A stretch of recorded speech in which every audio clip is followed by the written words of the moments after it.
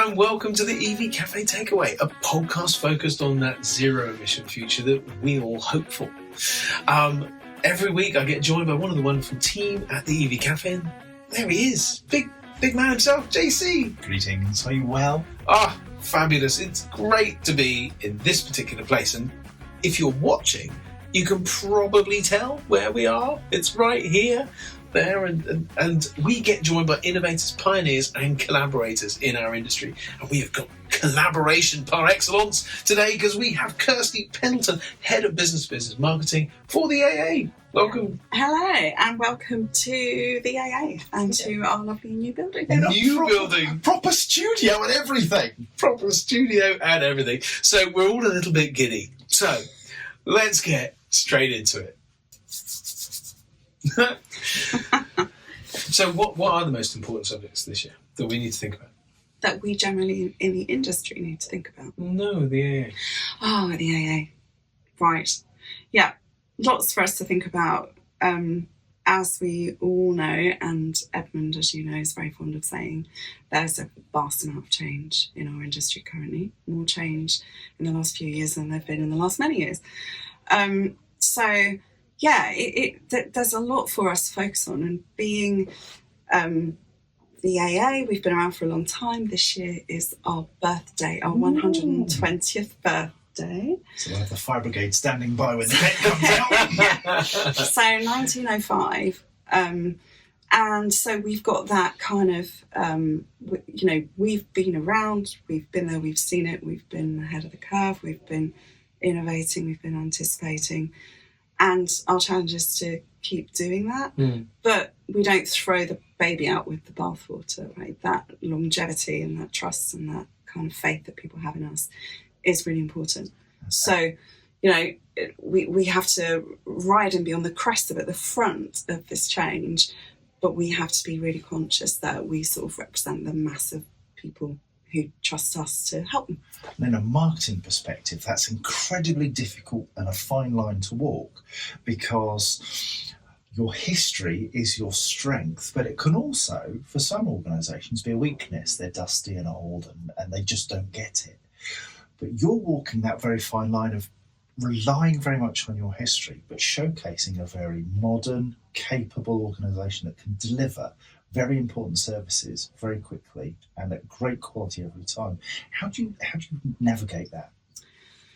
So I think it's really important to recognise that today's history was yesterday's innovation. So, we look back and the AA's got lots of firsts. We were the first to introduce roadside petrol pumps. We were the first to introduce signage, the kind of signage that we're still famous for now. So yeah, you can get overburdened by the weight of history, but all that history was the innovation of the time. It was just what was needed then for people, for drivers in particular, to give them the confidence and reassurance, and that's what we're still trying to do. So I don't think it's not a burden, and it doesn't drag us back, because we're creating tomorrow's history. So what does that innovation look like from a marketing perspective then? How do you innovate in this space? There are other breakdown companies, there are so many organisations involved in the automotive sector. How do you cut through? How do you innovate in this space? Well, my colleagues in group marketing would be able to give you much more in-depth, insight into how we do that as the AA. From a B2B perspective, and B2B, it's not a big mystery. It's not something alien. People in B2B are still people, but it is kind of it's staying on that AA message, but it's really going to understand our customers' needs and the needs of our customers. So in that sense, it's not we're not here to tell. We're not here to tell people, this is what you should do. We're here to kind of be there for the ride at the same time. And so I think whilst, is that massively innovative? Not particularly, but we're not an organisation that seeks to just be a kind of, lecturer at the front of the class. But innovation, it's interesting how you define innovation. Being customer-centric is actually quite innovative these days.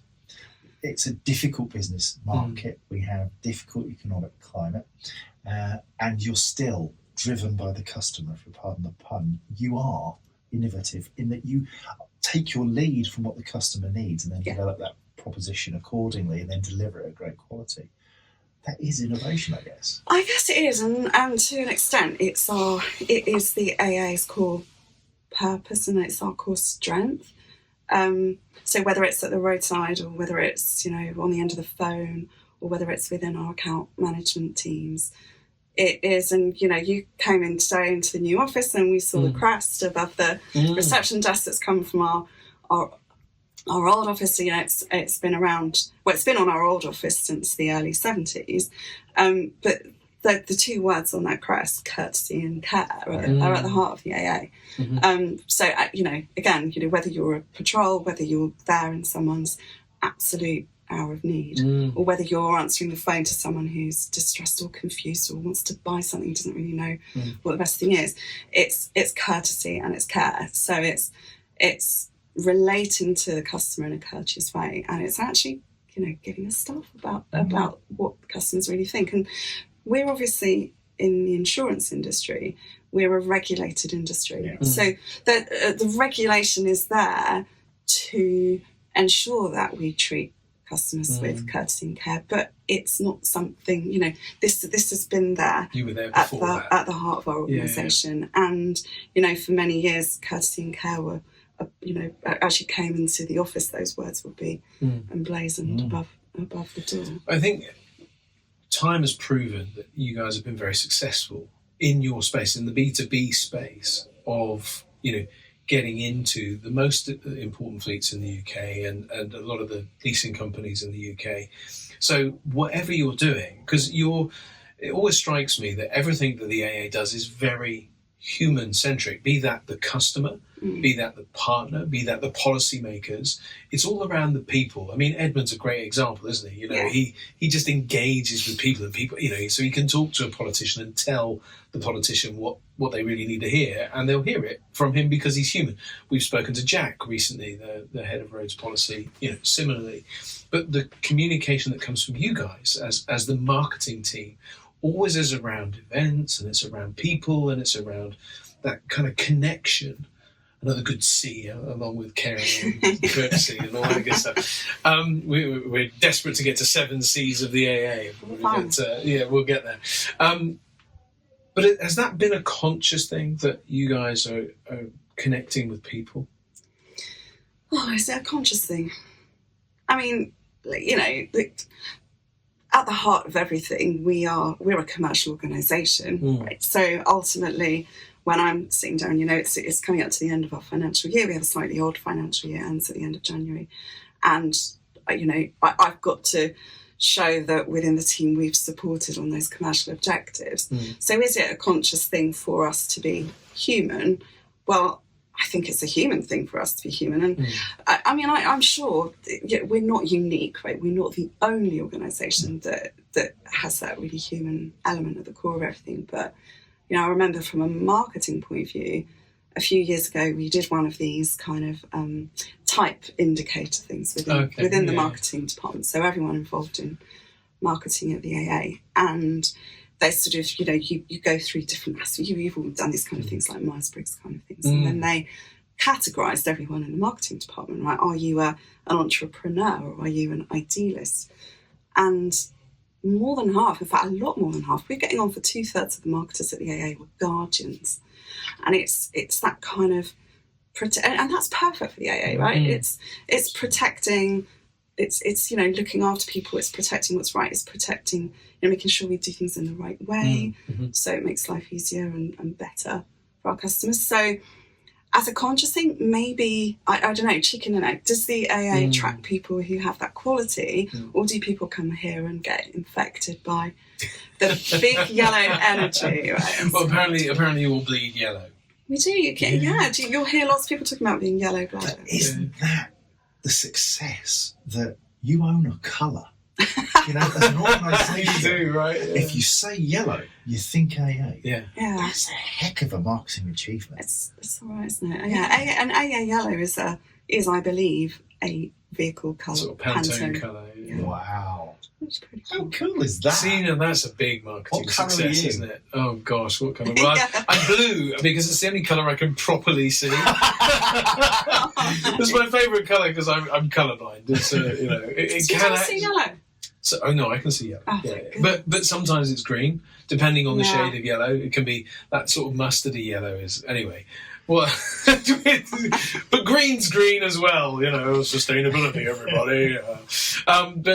No, it's colour's important, and I think people associate, with brand and stuff like that, and it's a major success to own a colour. Yeah. Because there are other colours out there, and lots of different companies will own. But you think of who's yellow? Well, the AA would be top of the list, and then you think, well, who else? I'm not really sure. Maybe ambulances. Are they yellow? Kershaw, maybe Karcher. Yeah, possibly. Yeah, Bit yellow, bit of grey. But yeah, there are few and far between. I want to know, Kirsty, what keeps you awake at night? So and don't tell me your husband. I'm not interested in that. From a marketing perspective, what keeps you awake at night? Oh gosh. Specifically, we were having a conversation about this earlier for listeners of the podcast, and I had to admit to Paul Kirby that I had a dream about vans. She was flirting with me. It's terrible. It was, yeah.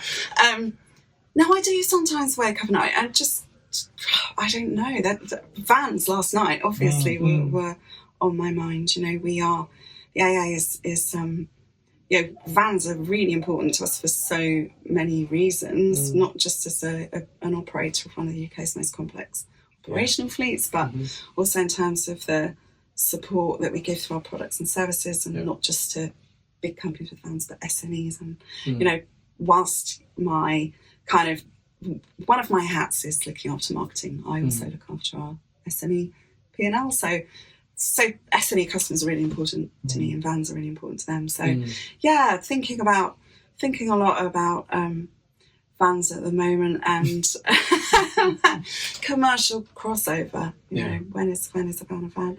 And EV transition. How can we not just as a marketing team support what we are doing within our own organisation to hit our really stretching net zero targets, but how can we contribute to the overall effort of everybody in the industry, and particularly in that SME sector? It's the SME sector is a tough sector, isn't it? Because I think it's very difficult, because your typical SME operator has got 3 or 4, 2 or 3 vans, cars, whatever it be, and their day is about the do.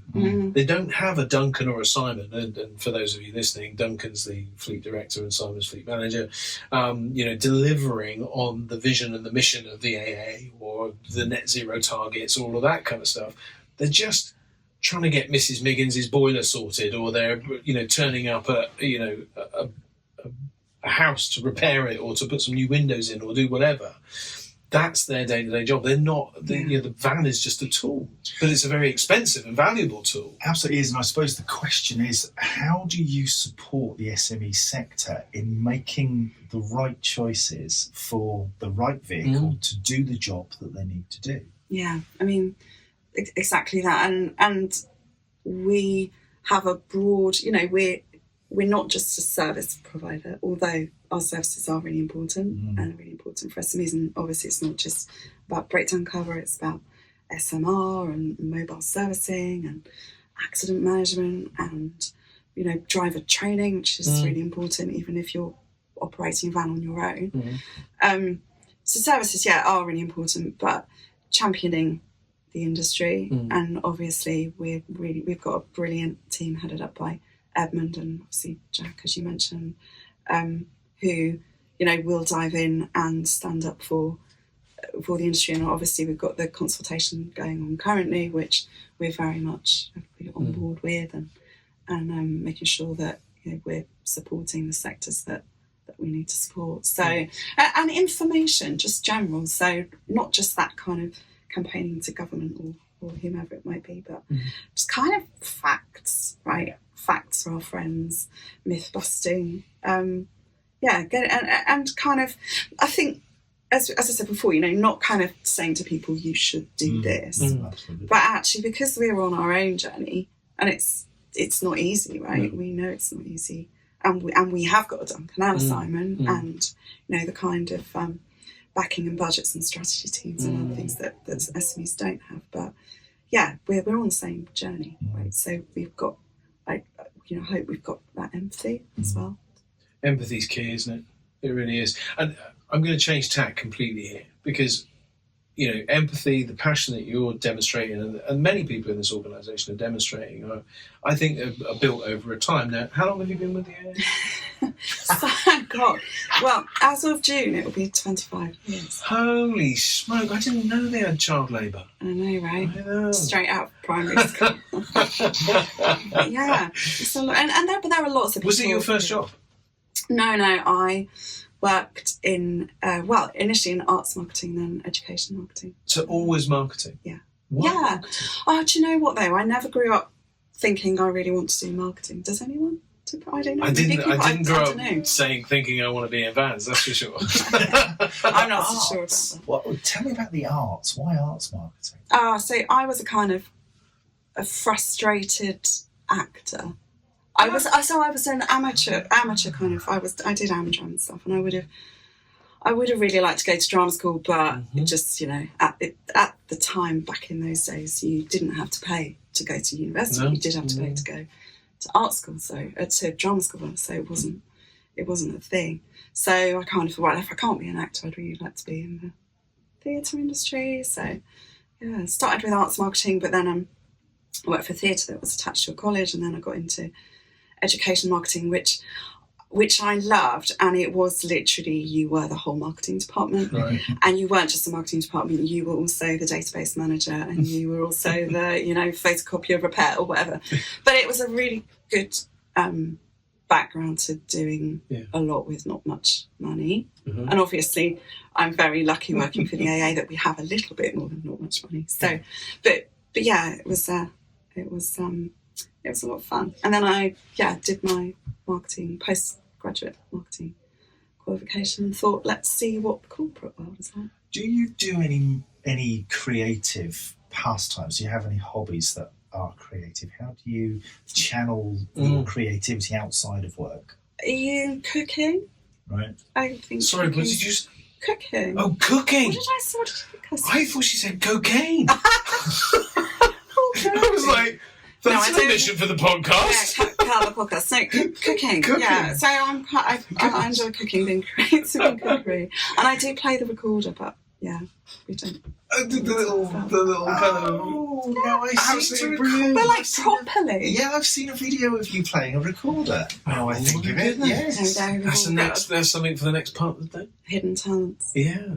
So, what was the favourite role that you ever played? I'm just curious because I was in the National Youth Theatre. Were you? Yes. So I did Amdram when I was in sixth form, but for the local amateur dramatics. Whereupon I had to snog my geography teacher, which was also highly appropriate. I didn't think Well, back in the day, it was anything goes. But it was Sheila Burling in Inspector Calls. Oh. And then when I went to uni, the university players were putting on an Inspector Calls, and I saw the advert. I thought, I've got to go for it. So I played Sheila again. So Wow, brilliant. Sheila Burling is my signature role.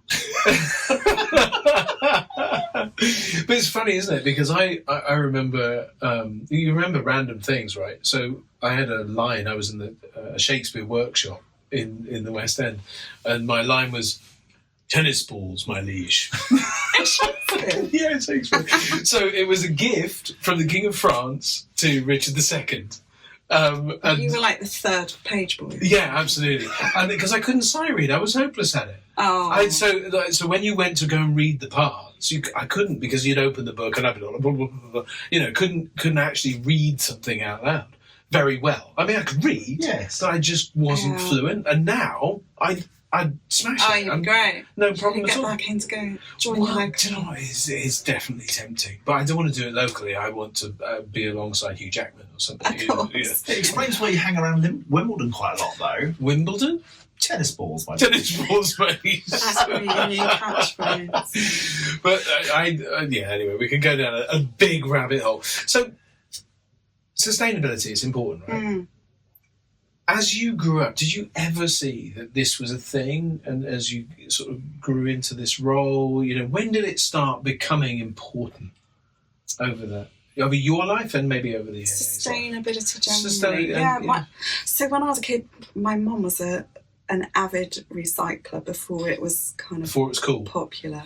Yeah, before you got all the different bins from the council. That was kind of in the back of my mind, and also I'm from a family where nothing gets wasted. The drawer that's got all the bits of string. Oh, yes. Like the ribbons. And I still do that at Christmas time. I took all the ribbons off everything and they went in the ribbon drawer because so a whole drawer of ribbons? A whole drawer of ribbons. Wow. And little bits and stuff that you pull off Christmas crackers and you use them next year. Pull off Christmas crackers? Come on, these things are used. Anyway.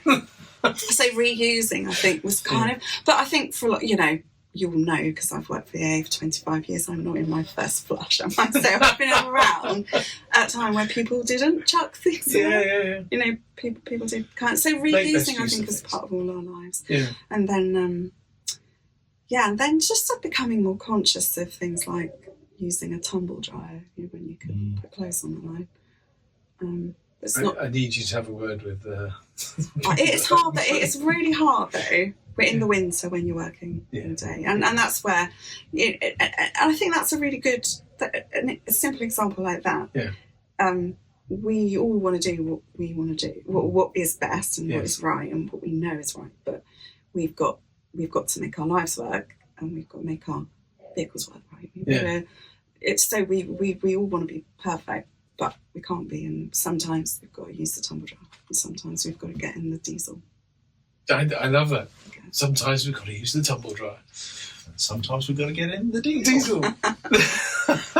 No, but it's so true though, because the AA are a great example of this. When you look at the fleet of the AA, if you turn up at Oldbury, the head office in Birmingham, or just north of Birmingham, there are times when everything that you see is electric, right? There's so much going on. But the reality is that most of the stuff beside the road at the moment, from sort of 17 plate to 23 plate is probably diesel because of restrictions around the use cases. Yeah. And it's so important to recognise this. And I think that's the balance that, kind of where we started with. You've got, I don't know what the total park is, 98% of the park is still diesel or petrol. Yeah, exactly. Or other things. And there's 2%, and despite being 25% of the registrations, it's still 2% of the park is electric. Well, you've still got to show the love and the care and the compassion and courtesy that we spoke of that is core to the AA today for those guys. So how does that balance happen, for you? The huge majority of the AA's members are still in ICE vehicles. And, again, I quote Edmund, there is a certain amount of hesitance but not hostility, around the switch for those who are able, and a lot of people, it's really difficult. So for us, from a B2B point of view, I think B2B are always a little bit further down the line, right? Because if you look at that growth and that 25% of new vehicles, a lot of those are in leasing vast companies. Majority, isn't it? And obviously we work with a lot of OEMs, so we've been having those conversations for quite a long time, thinking about, for a good many years, we undertook an annual survey, an operational fleet report, in conjunction with BT Fleet, as was back in the day. And I think our first one of those was 10 years ago, when we were asking about EV 10 years ago in the B2B space. So, it's really, I guess it's more of a conversation in B2B and has been, but that conversation will spread. But for being there, we are there. The service that we provide is for all vehicles, and any driver, and literally for all vehicles. We've got some really interesting vehicles that we go out and support through some of our contracts. They don't necessarily have four wheels. And let's get Spill the beans. We all know because this. I have a sneaky recollection that you've talked to me before about loving heavy vehicles, specialist vehicles. There are some really weird and wonderful things that you just get totally buzzy about. Tell us about that. Me personally? Yeah, I'm sure you've said big stuff. I like that. I'm interested in the bigger vehicles, not the tiny stuff. Well, yeah, we do. And I think people often don't realise that, we're not just there for cars. Mm-hmm. So, right, we're not just there for diesel or petrol or EV. We're there for all fuel types, but we're also there for all different vehicle types, from mopeds right up to, if you can license it to drive it on a road, then we'll help to rescue it if the worst comes to the worst. You're always there. Always, and it doesn't matter who you are within the ecosystem. The AA is somewhere in that value chain. You're there providing support, providing knowledge, providing a service. Where does the AA develop into?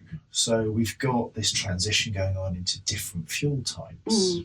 What else is there? Because you're a business. At the end of the day, you've got to make money. Yeah. We're encouraging people to have less vehicles so that we smooth journeys, we reduce congestion. We're encouraging people to get into public transport rather than having their own vehicles. The vision for this organisation has to be set that says, we may not have the volume that we've had historically of personal transport, of business transport. Where are you headed? I mean, are we going to branch into services for trains? Unlikely. But there is nothing is ruled out. We have our motto at the moment, our strapline being always ahead. We're always looking at how we can support and at those trends and what's happening. And yes, we want people overall maybe to make fewer journeys, but actually in reality we still need to get where we need to go. And whether you're in a car that you've bought, or you're in a car that you've leased, or you're in a car share, or you're in a carpool, or you're picking up an easy car from the side of the road, the AA will be somewhere there in that infrastructure. And then how we support with those journeys, we back along, and we've not used the strapline for a while, but we were known as the fourth emergency service. But it's not just about those emergency scenarios, it's about the other services that we provide that equally are important in the driving life, in anyone's driving life, whether that's as a consumer or for work. So making sure you're trained, whether you're a 17-year-old learning to drive through driving school, or whether you want your drivers to be trained and safe and aware on the roads and driving economically, all those kind of things that we can help with. And looking at the future, preventing breakdowns, right? So we launched our consumer connected proposition last year, Vixer, which allows people to have an app that can help to prevent you breaking down. Can flag something is potentially going to go wrong with the vehicle. Let's get it in, let's have a look, let's stop that from happening. So we're not going anywhere, and the ways that we can help will just, I think, become more and more, because we have so much breadth of service. And then we talked about when we're looking at EV, the services that EV drivers need are slightly different.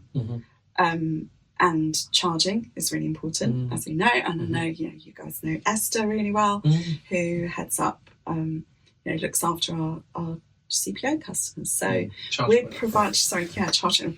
Avoid the acronyms. Charge point operator customers.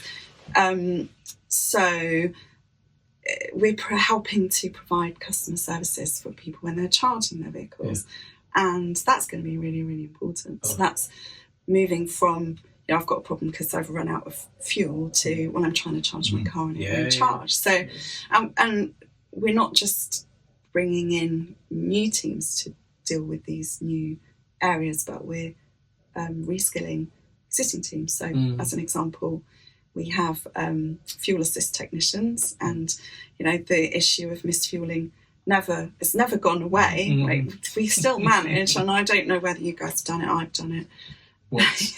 Once. You generally only do it once. But our fuel assist techs are trained to come and drain the fuel and put the clean the engines, and it's brilliant.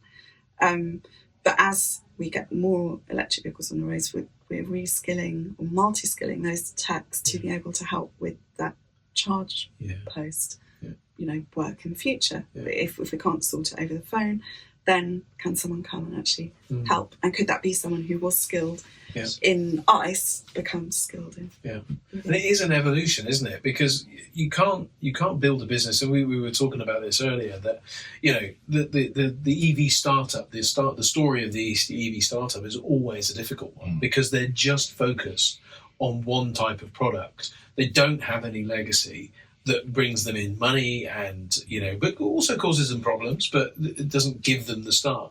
And now with legacy, we say, they're all focused on legacy, and they're all focused on diesel and petrol vehicles, and they're not focused enough on EV. We can't really win. But I think it is an evolution where as the market moves, you've got to move, and you've got to test the products on the things that you know best. And everybody knows best.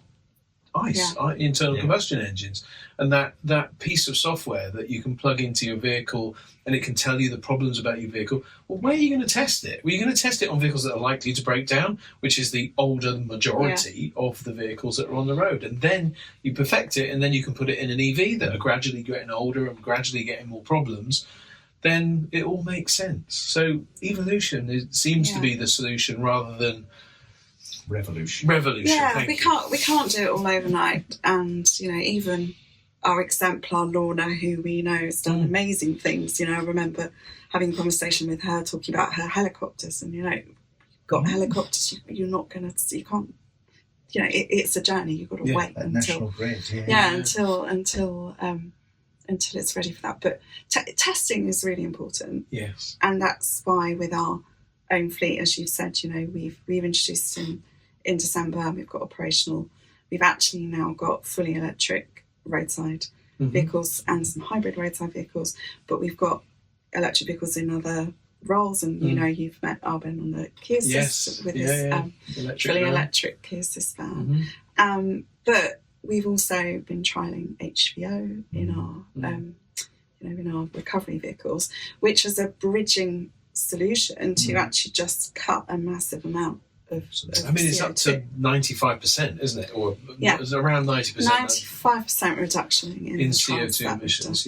Which is amazing. Yeah. And it can be done today in today's products. Yes, and that's the point. The purists, the EV purists who want to go and hug a tree, will all say, "Oh, well, that's a terrible thing." It's a bridge. And absolutely, it's the right decision to be made for your business right now, because you can do it with no further investment. And it's air quality as well. As I was coming down the escalators in the tube today, they're saying TfL lower bus emissions because, and some of them are HVO. I think I don't know for sure, but certainly a lot of them are electric these days. Yeah. And they are talking about air quality improving for all, because we some of us know the story of Ella, who lost her life from an asthma attack, and we're hearing all of the time that asthma is so intrinsically linked to poor air quality, in our towns and cities. So if we can improve that, every little helps, right? Every little bit, and so HVO, massive step forward. I mean, Ben, who's our head of sustainability, would say obviously it's not a long-term thing, because you don't want to get to the point where you're purely creating the oil only to whilst it's a waste product, it works. Absolutely. So and we, as we launched a hydrogen concept vehicle a couple of years ago. You've got to test it. Give it a try. You've got to try it. There's a number of hydrogen vehicle vans coming on the market. There's a Renault, there's a Vauxhall, Movano. Those are the two I know about. I'm sure there's one other. I can't remember, but there's certainly a couple. And you're thinking, okay, well, we can easily get on the bandwagon and go, oh no, down with that sort of thing, And it's a real Father Ted moment, isn't it? Sort of standing around, sort of down with the thing that's obviously not harmful. But there are better ways and best ways, and all of those things should be taken as an opportunity to learn. And then when you learn what works, then you can scale. And that's what you do, isn't it? And we're lucky that we can test. Yeah. I can't test if I'm, a plumber with 2 vans. I don't have that luxury. So we can have those trials. We can then share those results, and that's another way that we can. You're serving your community, aren't you? I hope so. Yeah. Speaking of which, community, that's becoming increasingly important. And you're part of our community in the AA are partners of the EV Cafe, but far more than that. I mean, you've been with us now for coming up to our 4th year. And we're going out on the road again, going to events. Why do you do the events? Why do you go out? Everybody sees the AA. Everybody knows the AA. Why do you come with us to the EV Cafe Village and to the commercial vehicle show, for instance? What's in it for you? Events work really well for us, and we're lucky that we've got, I've said this before, a Clive, and everybody needs a Clive. Every Clive is our events. And he's absolutely brilliant. And events just enable us to take the conversation out there. As I said, the job in B2B marketing is different from the job in consumer marketing, and I think we're lucky in a sense that I don't have to condense everything I want to say to my B2B audience into 20-second ad or a soundbite. We're really lucky. We can have those long form conversations, and we can, have the sort of just the kind of, debates and the objection handling and the kind of, hang on, does that really work? Well, we think it does. And that's what we can do at events. We invest quite a lot of time and effort in content. We have our yellow papers, and we do this like lovely podcasts and things, and we send Simon and Duncan often to go and do webinars and talk about what we're doing. But events, they're really they're just we can share what we're doing. We can also listen to people who come and talk to us. Prospects maybe, customers maybe, but also other exhibitors and other collaborators. People love to come and talk to you, don't they? I'm always fascinated by the volume of people that come and crowd around the vehicles that you have on show. What is it that the public loves about the AA, do you think, more than anything?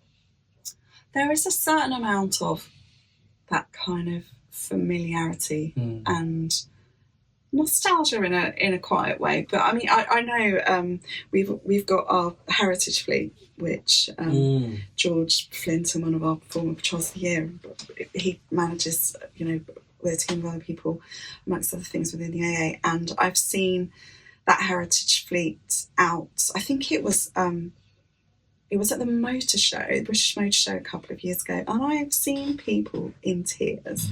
Looking at the little minivan and kind of saying, oh my God, my dad used that when I was young. And it's that sort of just having the AA having been there and been in people's lives as a brand for 120 years. 120 years. And what I loved is, as we walked around, you kindly gave us a tour of the building, this new building here. And we got to go into the heritage cellar before, didn't we? Indeed. We got so where everything was stored.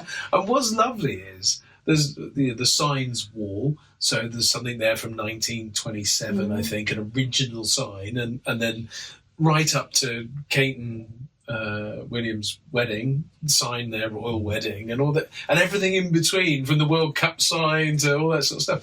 And that is it.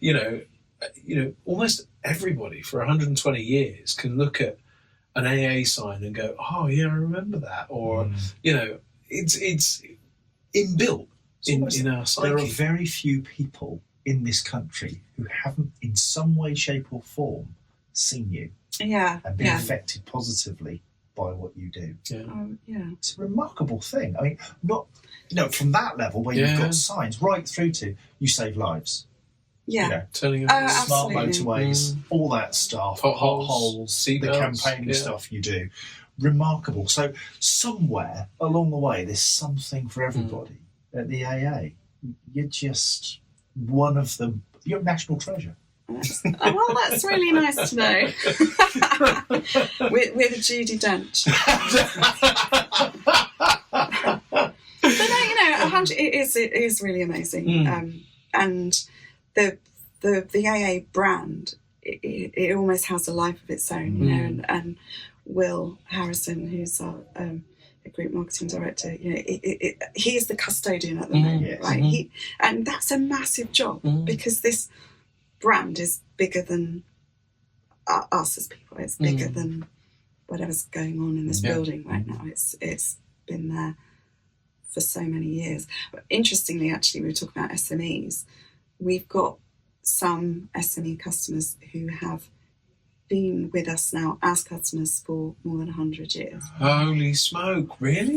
I think the like 1923, I think. Do they get those, like, because remember back in the day, you knew you were with the AA because there was a little metal plaque that goes on the front of the car or the side of the car or whatever, wherever it went. Do they get something like that? It's funny. We did, in fact, it was when it was the Queen's Jubilee, we had an idea for a bit of a social thing, and we identified some customers who joined us in the Queen's coronation year, right? So we're going back a long way, and we reached out to them to say, we'd like to send you something. And I think people just deeply suspicious that we were just trying to sell them things. And I think we did make contact with one company. But yeah, a few years ago, in fact, it was a customer who contacted us to say they'd found a membership card from 1923 or 24, and they just thought it was interesting. So we went to see them, and they were a billiard.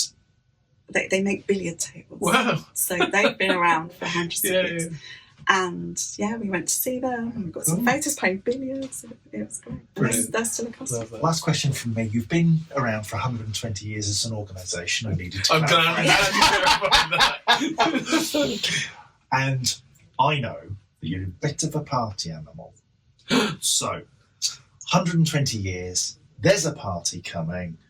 Kirsty Pendleton. What's that party going to look like if you were to design it? If I was designing an AA party to unblock parties. We'll play this to the CEO afterwards. Yeah, Don't give me that, I've got nothing in my head. Actually, do you know what would be really cool? So we are currently working with our fleet team and our group marketing team and other parts of the business to launch an events vehicle. It's fully electric, and it's going to be super whizzy. It's going to open up and have amazing branding, and people can come get inside, and it's going to be super cool. So I think a disco version of this events vehicle, but maybe in a feel, like lots of music. Bit of a hippie going on there. Yeah, it'd be really cool. Yeah. But you'd have to feature the heritage fleet. You have to get that AA through the edges. Maybe a bit of fancy dress. 120 years. 120 years. I mean, if you've been in the archives, some of the old AA uniforms are the +4s that the motorcyclists used to wear. Yeah. The trousers. Like kind of breeches. Big flat breeches. Yeah, they're all suit you, mate. I'm telling you. And if you were dressing up, what would you come as? An AA sign? Sandwich board. You really put me on the spot now. A damsel in distress, maybe. Love it. Bright yellow outfits. Yes, the tresses flowing in the wind. Yeah, that's not in line with my feminist principles. Well, no, understood. Sure. Typecasting, but Well, you said damsel in distress. I mean, come on. Well, I'm looking at all those incredible patrols out there and everything. So you just want to be surrounded by lots of patrolmen? Well, we get that. We're really lucky, right? And we get to work with our amazing patrols. I wonder if that's a thing. I wonder, because when firemen turn up and lots of people just go, lovely firemen. Does that happen with the AA patrol? I have no idea. Do you know Max and Chris good-looking lads, weren't they? The patrol people of last year. About to be replaced. Indeed. They're in their handover. We've got new patrols of the year. But no, I think, they are consummate professionals Yeah. and brilliant at what they do. And yeah, Kirsty and Kerr. Okay, so I've got my final question. So it seems that so many people have been at the AA forever, right? And 25 years is a long time. Why? Why have you stayed with the AA? I feel a bit emotional, actually. So, because it's not selling baked beans. There's no offence to people who sell baked beans, because I love baked beans, but it's, what we do is important, and what our brand means to people is important. And I'm so lucky. I never have to explain. If someone says, "Who do you work for?" I don't have to explain. We make widgets, I'm really lucky. And who wouldn't, as a marketer, want to work for a brand that's been voted the UK's most trusted brand, and a brand that has such amazing recognition and such a big part of people's lives? And yeah, and we're like a big family. The people who are here are brilliant through and through. So yeah. I love that. Kirsty Pendleton, the marketing manager with the easiest job in the world. John, without coming up to Let me clarify. review time, I'd just like to say it's a very, very difficult job. But no, if you're working with a brand like the AA, you've got a really good baseline. Yes, absolutely.